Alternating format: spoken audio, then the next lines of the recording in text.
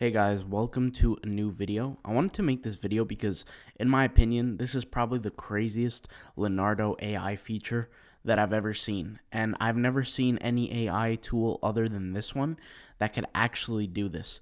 Now, before we begin, I just want to say I don't get paid to do this, so it's not like I'm here promoting Leonardo.Ai. They're just genuinely an amazing software. And to be honest, they're in my opinion, better than Midjourney. All right, so if you learn how to use an AI properly, and I'm still learning, I'm no genius, I'm still learning, but you can create some really cool stuff. So, anyways, I want to show you what I'm talking about and how I actually came to discover this. So, I was just sitting here creating some designs, as you could see, and I was creating this design where I wanted to create 3 different style of designs, kind of like the one that you're seeing here, with a picture of a wolf and like a moon in the background, with some extra details. So I was using my normal prompt and I typed in wolf moon. And from the first shot of prompts, it kind of understood what I was asking it for.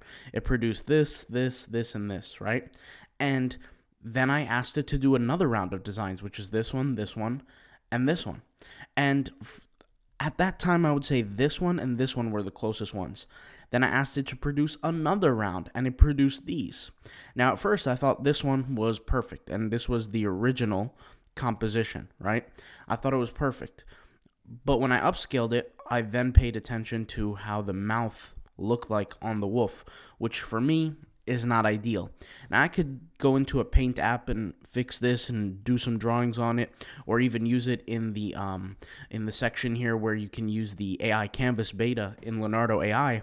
But I wanted to find if there was a different way.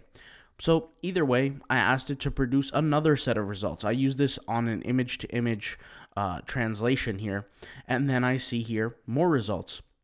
I ended up kept playing with the settings, and I ended up going with this one, which is, I would say, the closest to what I was looking for, where I have the moon, I have the picture of the wolf. The wolf, to me, is not as good as the other one, but the mouth looks better, so I went with this. And then what I said is, what if I could do this with a tiger design? And I did the same thing with a tiger design. And you could see here I started creating, and it caught on very quickly to what I was looking for. I thought this one was a great composition, and then I just decided to have it create more, and it created this, which is, to me, is even better, okay? After that, I wanted to create a lion design, so wolf, lion, and tiger. But it just couldn't understand what I was looking for when I did the lion. It came up with this, it came up with this, it came up with this, and that's where I discovered what I'm about to show you right now. The closest thing was this, but this didn't come normally. What I did was I downloaded both of my wolf and tiger design, and then I uploaded them in both into Leonardo at the exact same time. Now, you might be confused as to what I'm talking about. That's why I'm going to show you what I'm talking about. So here in Leonardo.Ai, there's a section called tiling. And the normal thing that we're used to is using the image to image, which is perfectly fine. Image to image is just, if you want your one image to be similar to another, plus using your initial prompt and all that kind of data, it'll be fine. But here we have image prompt, where you can add more than one image to get the idea of what you're looking for, okay?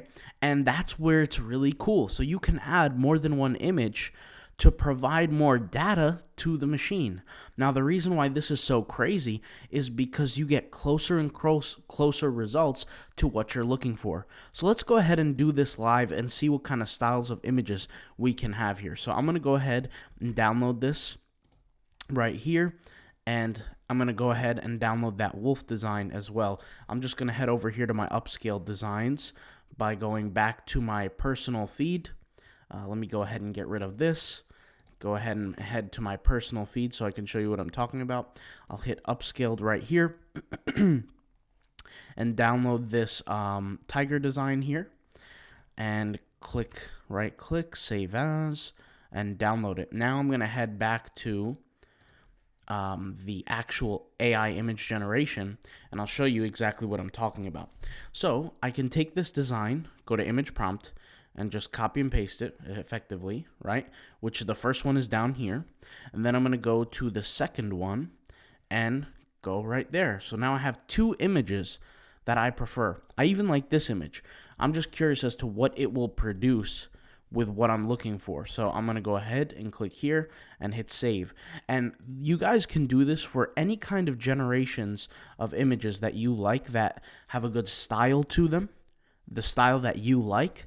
You can work with this while using a fine-tuned model. So this increases your results a lot. So here I'm going to decrease the image weight slightly, just because I'm playing with the testing. And creative scale, I'm going to increase the creativity. Or actually, I'll keep them the same. I'll keep them neutral. Okay? Right dab in the middle.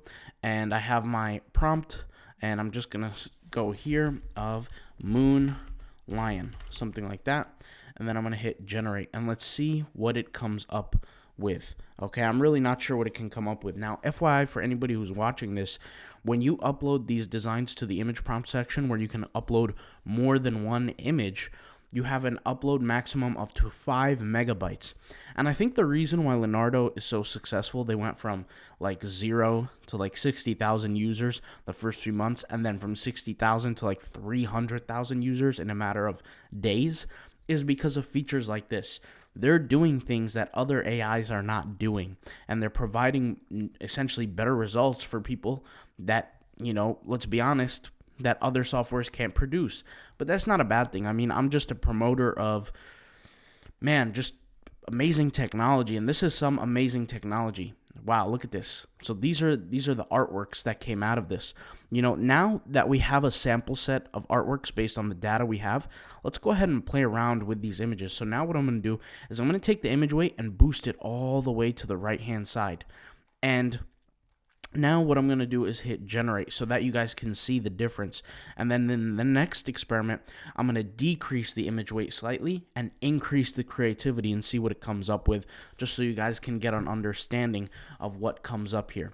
And a little trick for you guys is if you're using the fine-tuned models, depending on the fine-tuned model, the results can be better if you decrease the, not decrease, excuse me, you don't necessarily need to increase the step count.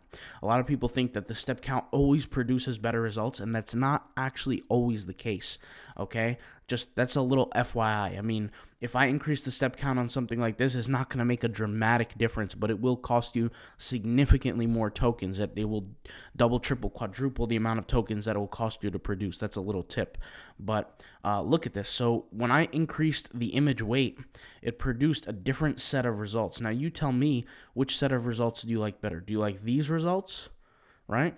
Or do you like these results, okay? They're all phenomenal in their own way, but it's amazing. It's amazing to me. Let's go ahead and do one more where we increase the creativity scale. And actually, we'll do two more. So we'll do all the way increased, both of them increased. And then after that, we might as well do this now, where we keep the creativity scale where it is, but we decrease the image weight to about half right there, and then hit generate. And I'm curious to see what the difference is. So this one is both. All the way image weight, all the way image creative scale. And this one, obviously, is half the image weight and all the way creative scale. So probably this one is going to be furthest than what we're looking for.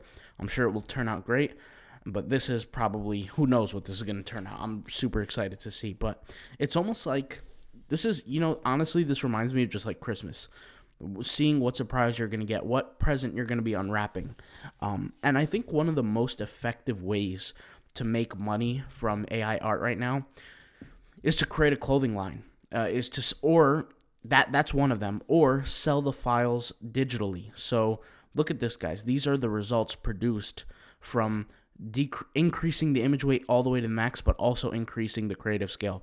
I think out of all these, my favorite one is the third one. Let me know, out of all these compositions, which one's your favorite. For me, the third one is the best. The second one is the best, second best. And I would say, I think I like this one over this one. For the fun of it, I'm going to upscale this real quick.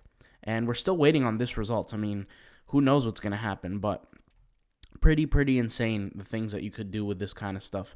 And back to what I was saying. So the first way that you can make money off this is straight up just doing a clothing line, creating some art and creating a clothing line and creating your own shop. Which, by the way, if you're new to this channel, I am going to be releasing a free Shopify course here on this YouTube channel very, very soon. Before I do that, I'm releasing a free Redbubble course very, very soon as well. So there's a lot of content we want to add to this, and the Redbubble course is coming out in a few days, okay? And let's see what the results are. Boom.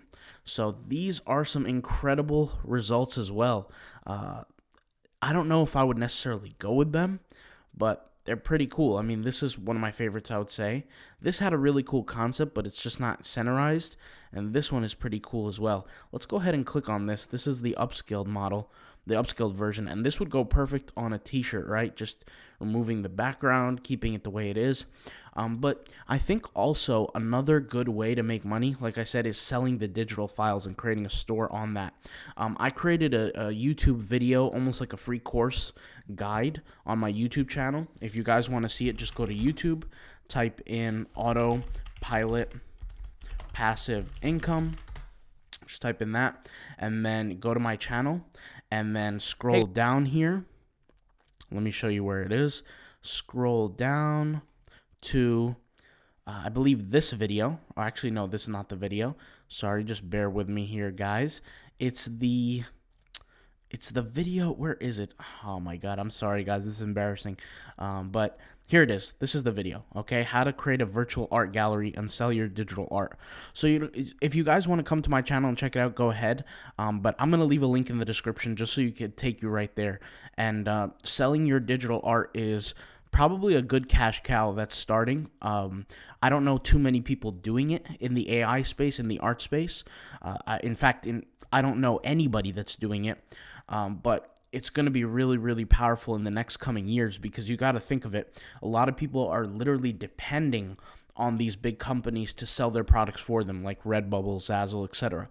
But if you create your own digital art website, the digital art gets directly delivered to the customer. They don't have to worry about, you don't have to worry about getting, a chargeback or whatever, because they know exactly what they're getting. Also, it's going to be cheaper for the customer than going to a website like Getty Images and all these kind of crazy photo. I mean, Getty Images charges like $400 for a photo, $300, $200 for a photo.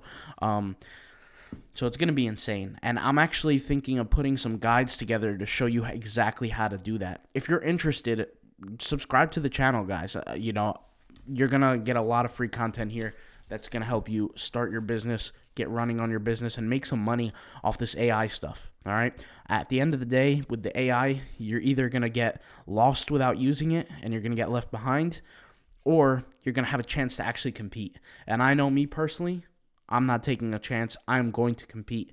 I'm going to make money with this stuff. I'm not going to take a risk. I'm not going to sit back and wait till something happens to me. I'm going to make it happen. So hopefully you guys enjoyed this video. I'll talk to you guys later. Thank you for watching. Peace out. Bye.